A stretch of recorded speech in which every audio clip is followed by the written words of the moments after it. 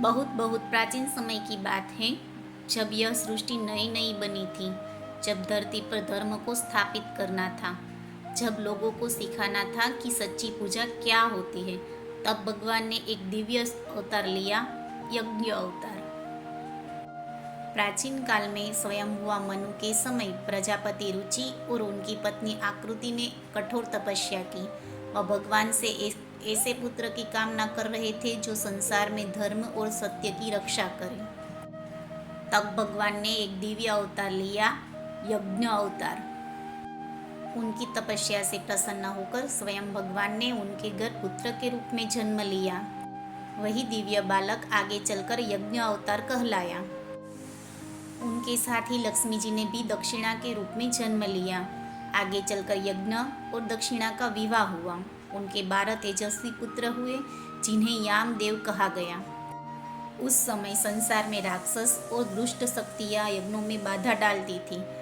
लोग डर के कारण पूजा पाठ और हवन नहीं कर पा रहे थे। तब यज्ञ अवतार ने इंद्र का पद संभाला और देवताओं का नेतृत्व किया। उन्होंने दुष्टों को परास्त किया और फिर से यज्ञ, हवन और धर्म की स्थापना की। जहाँ जहाँ वे जाते वहाँ शांति, समृद्धि और सुख फैल जाता। लोग निडर होकर भगवान का नाम लेने लगे।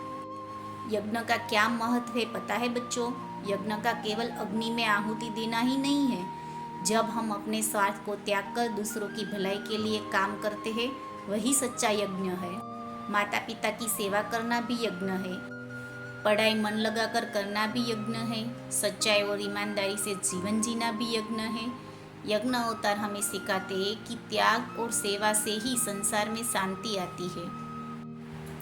इस कथा की सीख है, हमें अपने कर्तव्यों को ईमानदारी से निभाना चाहिए।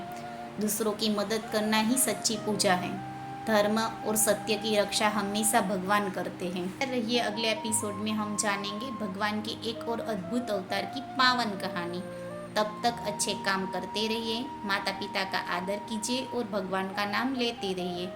हम फिर मिलेंगे एक नई दिव्य कथा के साथ। जय श्री कृष्ण।